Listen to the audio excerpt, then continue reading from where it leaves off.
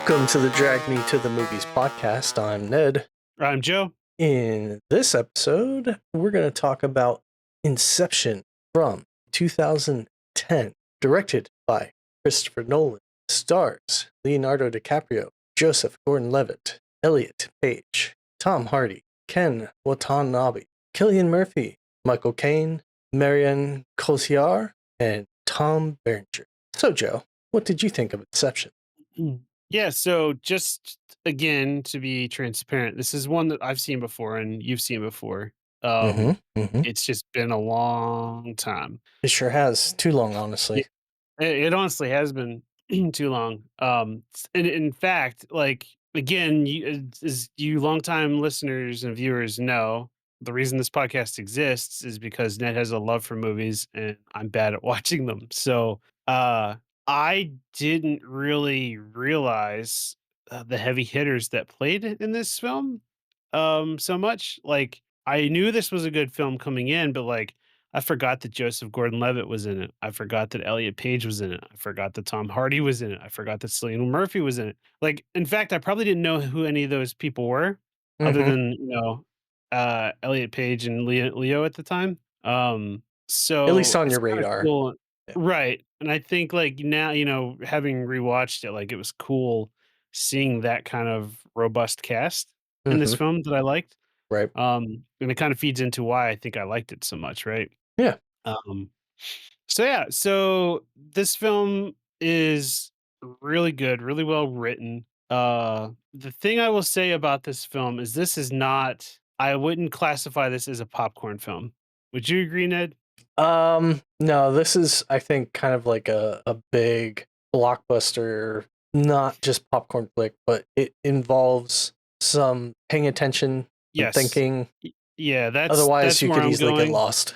Right. Yeah, you need to be quite studious in this in your watching of this film. Mm-hmm. Otherwise, you can get lost real quick, like real quick. Which I feel like Um, that is something you can say for a lot of Nolan's films. yeah, you're probably right. You're probably right. But yeah, so that's I just want to preface that, and that's not a bad thing by any means. This is just not one that you would have up in the background while you're doing another hobby, I mean, if you're watching it for the cleaning the ninth house or time, whatever. maybe, like, Maybe, but yeah, still, it's your not first go, you should as definitely pay attention. right, right. Even your second, I'd say, because there's probably things you could Oh pick my up. gosh. Yep. Even like I wouldn't say I definitely saw it in theaters. Mind was blown then. I definitely bought it on Blu-ray, watched it probably once or twice, but it's definitely been probably 10 plus years since I've seen this. And as I said, that's just too long. Right, right. So yeah, so I talked about the actors. They all do a fantastic job. Leo does a good job commanding, the lead for the film, playing like a troubled heartthrob slash uh skillful what do they I don't even know what you would call him, He's an like extraction or dream thief extraction or specialist. Yeah. yeah. Um, so yeah, he does a good job selling the professional side of it, but also like the brokenhearted side of it Mhm. really well. So that was really well done. Joseph Gordon-Levitt does well enough as the sidekick, I guess, is what I would call him in this. Mhm. He's not a on the sideline sidekick by any means. He's kind of badass in this film. I think I would even say the action scene that I think is the standout includes Joseph Gordon-Levitt, I mean, which is the he's the hallway glue. scene. Yeah, agreed. The hallway scene Mhm. is amazing. Yeah. What were you gonna say? I was just gonna say he's the glue. Like he keeps Cobb in check. He coordinates a lot of the different things. Like he's Right. essentially the glue for the team. Right. Yep. Um, so he does great. Tom Hardy does a good job at kind of playing more of a suave type.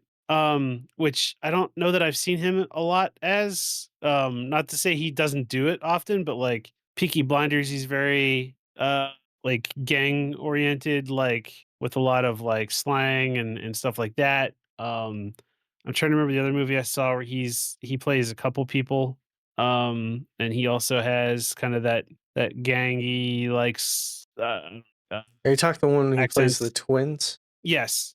I Um. can't remember what it's called. I saw that a while ago. Oh God. but you know what I'm talking about. Yeah, I know what you're talking. I'll Yeah. look it up while you're talking. Legend, I Uh, think. right. And then in Venom, like even then he's American, but he's still kind of like I don't know, like street slang kind of guy. You know what I mean? Yeah, Where he's like a this is the street first time I reporter saw him as type, more of yeah. like a Bond character almost Which is this the way movie I guess I would definitely explain has it. the Bond vibe. It does. It Reasons for does. that too. Oh, okay. Cool. I'll expect to hear all about it when I'm Mhm. done. Uh and then Cillian Murphy did a great job just being the dude they're trying to extract and actually do some inception work with. You know, he did a really good job being kind of that confused rich son of a, you know, giant organization head, CEO, whatever you want to call him. Like very good at being vulnerable and manipulated, but you know, also just relatable in a way as well of, you know, like wanting to have his father's you know, blessings and respect and all that stuff. So did a great job as well. And then Elliot Page, of course, at the time was Ellen Page, did a great job being that hotshot uh school student that gets, you know, poached by Mhm. Michael Caine. um, and kind of does a good job not only being the one who's a great architect, but able to also kind of chip away the armor of Cobb that's there. And I like that they sell it in a way that like Cobb was an architect at one point, and so you kind of notice that they bond because of that. You know, like I think Cobb sees himself in how do you say her name? Ariadne? I don't know how you say her name. I don't remember them saying her name often, but yeah. Yeah. Yeah, but so yeah, Elliot Page. So, uh, yeah, so that was kind of cool too that there it's written that, you know, there's that like respect and kind of transparency between those two, but not so much anyone else. You know, I don't know, I'm gonna probably murder this guy's name, but Dilip Rao, um, did a fine job being the chemist, I guess, Mhm.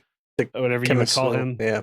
Yeah, fair enough. Not much Potion dude. of a standout there, but yeah, did Yeah. alright. Bat driver. Ken, yeah, Ken Watanabe, did a good job as well, kind of being I he's probably the closest to the antagonist in this film, but even then, I don't know how much of an antagonist he was. I don't know. I had a hard time tracking down if there was a bad guy in this film I overall, mean, you know what I mean? realistically, what he was asking to have happen definitely has ill intent.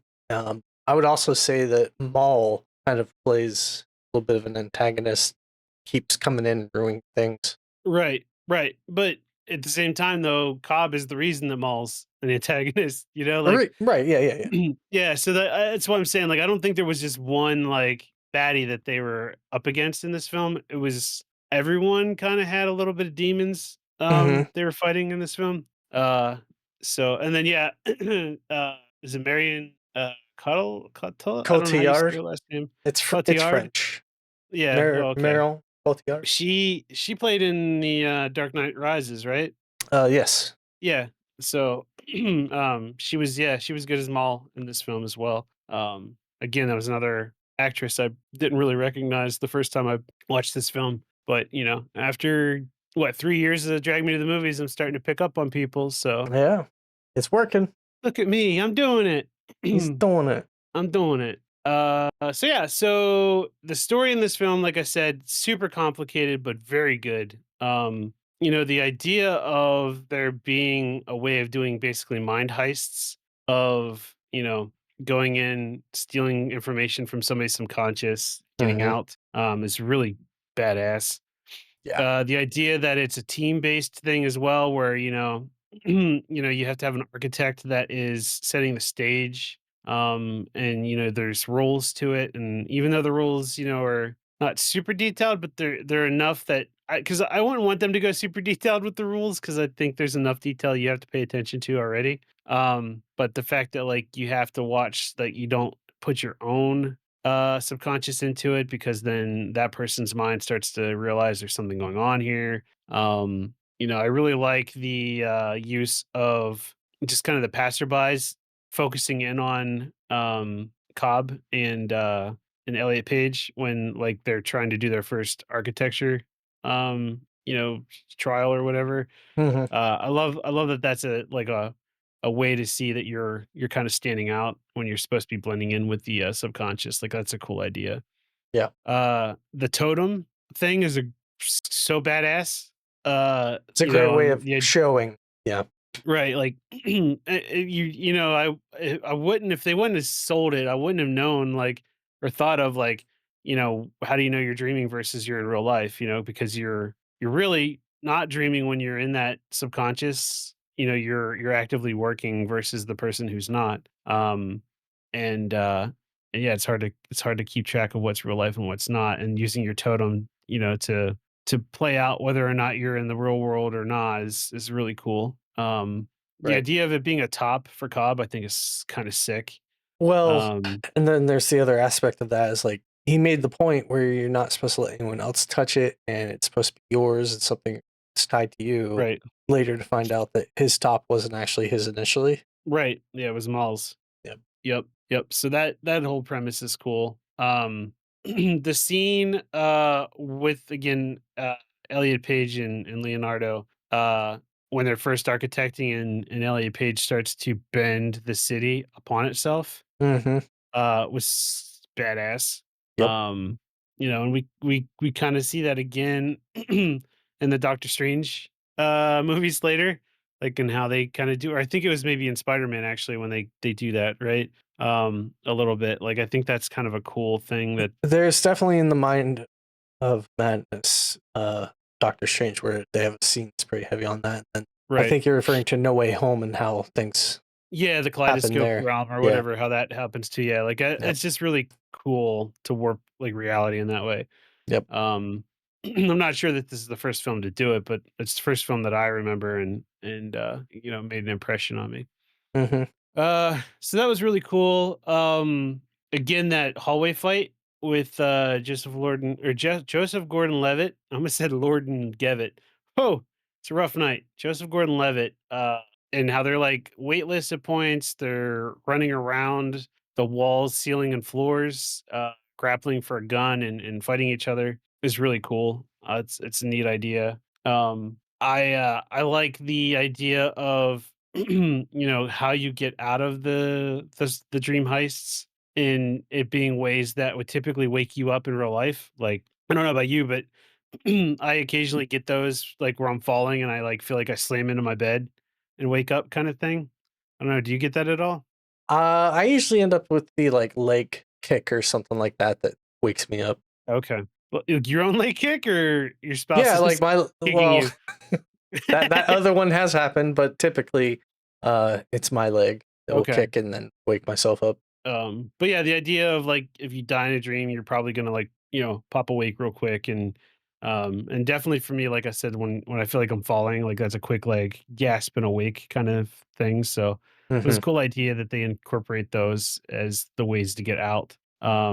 I also like how they get it more complicated in that when you're so sedated, your body can't react to that and wake up. So that you end up in this like dream Limbo. world. Yeah. Yeah, limbo, where time stands still and you can't really escape even though they do at some point. Like that's a real cool idea. The ideas behind like how like I'm curious too if Christopher Nolan did any research in like psychiatrics about dreams and stuff and thoughts like I have a uh theory on that, where okay, and because some where I'm things to going touch is upon. like, okay, because like when he says about like you can't implant a thought because if you try to implant it, you didn't think of it. Like if I told you to not think about Batman, all you're going to think about is Batman now.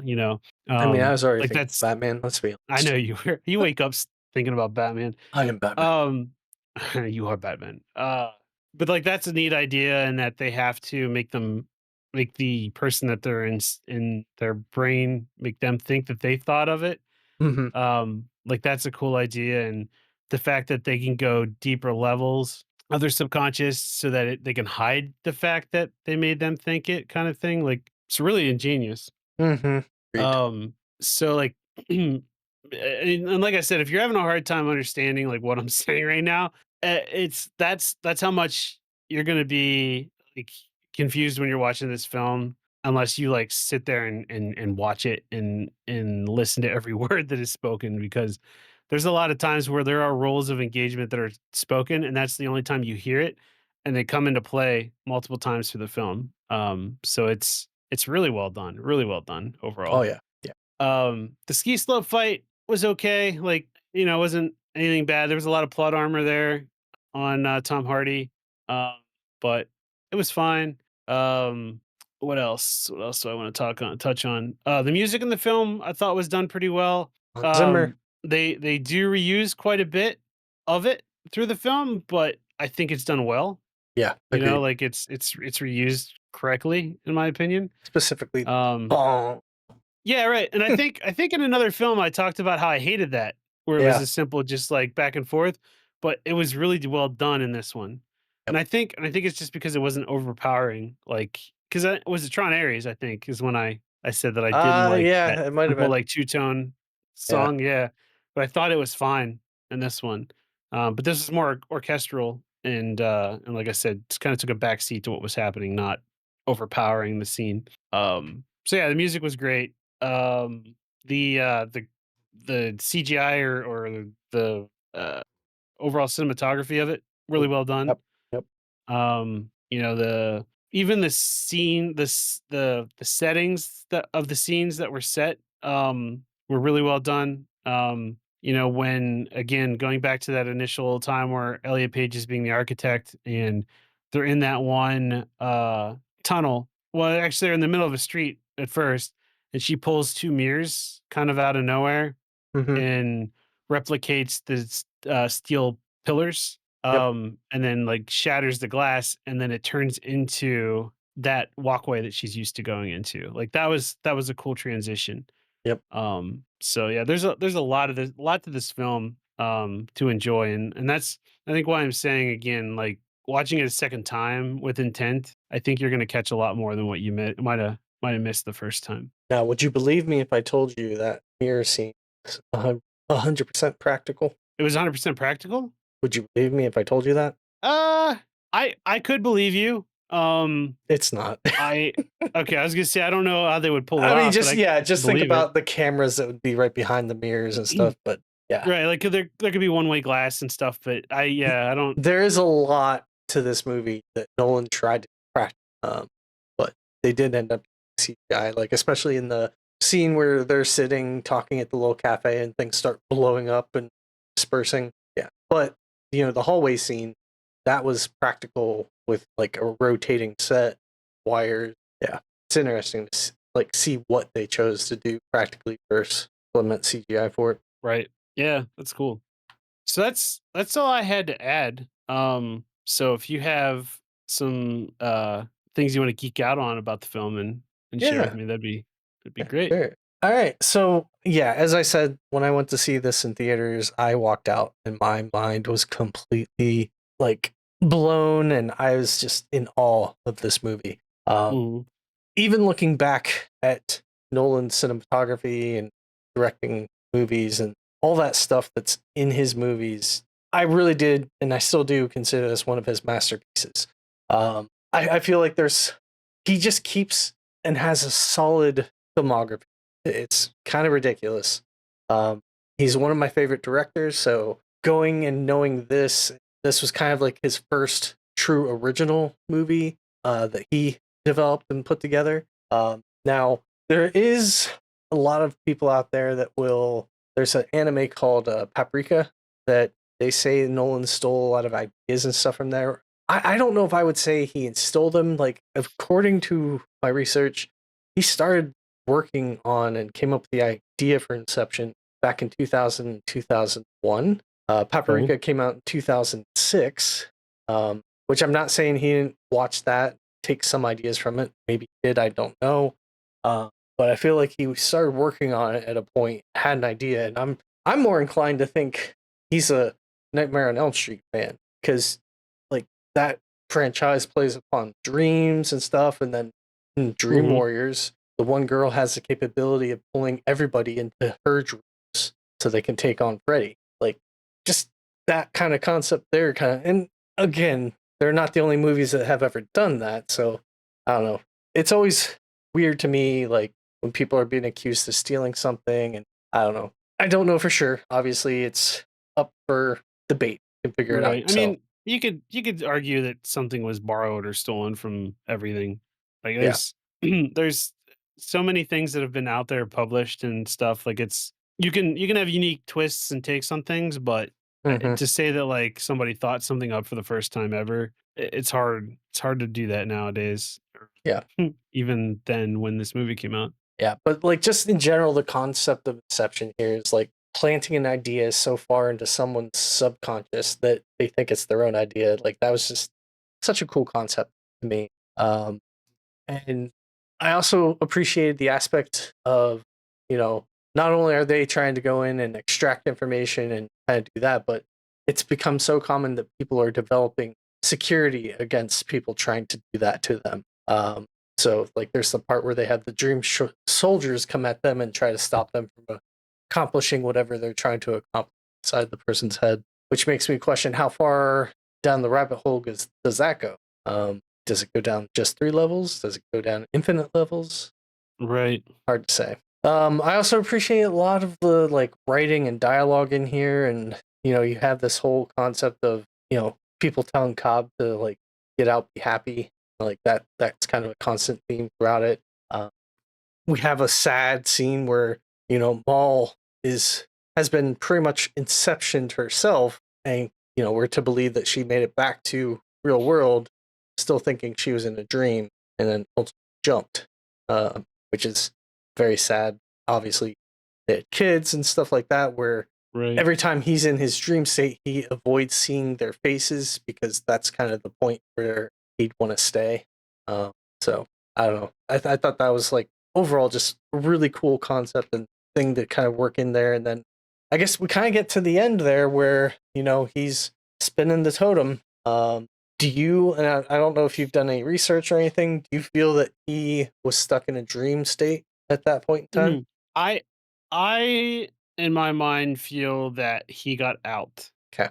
Um and the reason for that cuz and it I think it changed cuz I the first time I watched it I thought he was still in a dream state. Okay. This time around I think differently, and that's because I picked up on a little bit more of how they explained how time like doubles, triples, quadruples, Mm-hmm. over time. Right. And so even though Saito was what, like 90 years old at that point, right? Well, when That he was that down could so have far, been yeah. right, that could have only been minutes or seconds, uh, one dream level up, right? Right. Yep.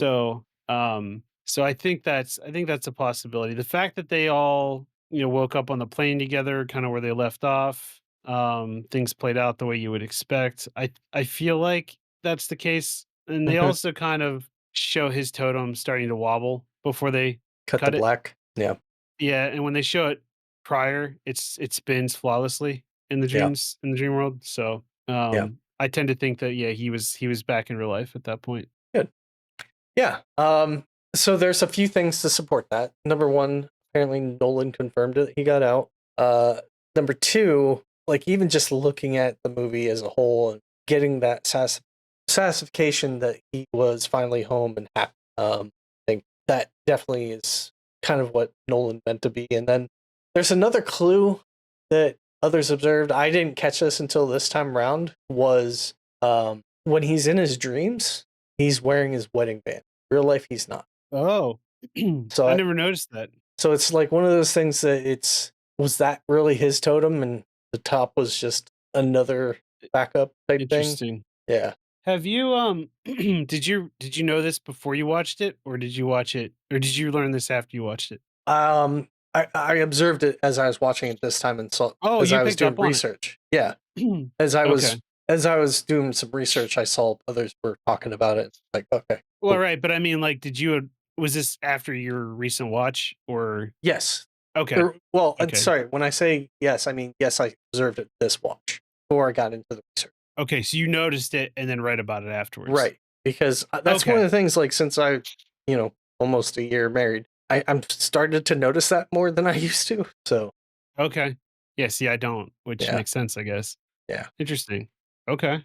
Well, it's a gold band too, so it kind of stands out a little bit You were more just as looking to well. see if Cobb was DTF. I Yeah, I get mean, it. is he single? I get it, I man. mean, yeah. I get it. No, but yeah, this was essentially meant to be that he got out and was in the real world happy with his kids. So good positive spin on the end for you. Um, so another interesting fact that I thought was kind of cool is, as I said, Nolan really had this idea back in 2000, 2001. He could have done this, I think, if I remember correctly, around the time of Prestige, is when they kind of starting to offer that, which was shortly after The Dark Knight. But he still felt like he wasn't ready to make this movie, and he had so much time and care into it. So it felt like he knew when he'd be ready to make this movie. I feel like that paid off so much to see what we actually got. That's a fun little fact. Yeah, that's interesting. Yeah. And then I don't necessarily have too much else to go in about this movie specifically, but I did want to run down through, since Nolan is one of my favorite directors, and I don't think we've talked about any of his other movies Mm. on the podcast yet that I recall. Okay. So I just want to run through them and see which ones you've seen, which ones you haven't. Have you heard of the following? No. Okay. Memento. I think we've talked about, you haven't seen that one. Correct. Insomnia. I'm not. That's one with Robin Williams and then Al Pacino. So that's a fun one. It's kind of more of a serious tone crime drama type thing, but yeah. I'm Okay. assuming Batman Begins you've seen. I have. Prestige. No. That's the one with Christian Bale and Hugh Jackman. Yep, not seen that one. Oh my. We'll have to fix that. Those you've seen: Dark Knight Rises, Yes. Interstellar, Yes. Dunkirk, Yes. Tenet, No. Oppenheimer. I know you've seen that one. And then I we have have the seen new that, one yeah. coming out this year, which I'm pretty excited for, is The Odyssey. Yeah, I'm looking forward to that too. Okay, nice. So you've seen a lot of them. I do feel like there's a few here that we could explore. So yeah, that makes me happy. All Cool. right. Is there any last minute things you would like to add for Inception? I don't think so. I think I did want to talk about the ending, and you brought it up, which I'm glad. Okay. So I did miss that in my notes, but yeah. Otherwise, no. I think I covered everything, and you gave me some good, insightful information as well. So it was good. Nice. All right. Well, let's score it. What would you give it? I give Inception a 4.5 out of 5. Okay. Nice. Very nice. It's really good. Yeah, the only reason I think I'm keeping it from a perfect movie is just how much you have to pay attention to That's fair. enjoy it. Like it goes quick. Like it doesn't drag on or anything, but like I typically like when I enjoy movies, I typically like to, be in somebody's company and talk about it when you're watching it. And I don't know that you can do that with this movie. Like I think you have to No. be like quiet and attentive the I whole mean, time. you might get like that 2 second, like, and then turn back to the Right. movie. Right. But no, it's a great film. So yeah, 4.5. Nice. So I'll say, before seeing it this time, I had it at a 4.5. But after this go around, I just had such a great time rewatching it, and just Give it a 4. the creativity, revisiting the music, just seeing all the things that came together for this movie. I'm giving it a 5. That's fair. Yeah. I can't argue against that. Yeah. So Very if you cool. haven't seen this one, I definitely recommend it. Just make sure you pay attention. But Yep, yeah, we both recommend this one. Go see it. indeed. All right. We So, should we should come up with like how, like, was there like Rotten Tomatoes guaranteed fresh? We need to come up with certified like a fresh. yeah, or whatever. Yeah, we need to come up with something for us, like this is a movie we highly recommend, like kind of thing. Mm, We'll have to talk about this. yeah, we'll have to discuss and come back with that. Yeah. Maybe put a website out there with those on a A special website, you list. say? Hmm. Maybe. We'll see. Hmm. If time comes into play, we'll see. Yeah. But let's talk about other recommendations. The next one is going to be for the movie Megamind. Ooh. What do you know about this one? I know that Will Ferrell voices a big blue-headed man, and that's all I know. And how recently did you learn that? Just today. Nice. All right. Yeah, I'm looking forward to it. It's been a while since we've done anything on live action, I think. So, yeah, be a good time. So that's going to wrap up this episode. Be sure to check us out on Threads and Facebook at The Movies Pod, and we're also on YouTube at The Movies Pod. And if you have any things you want to share with us, movie recommendations, extras, ideas, please reach out and let us know. Otherwise, thanks for joining. Thanks for dragging me to this mind apocalypse of a movie. No problem. Bye, everybody. Bye bye.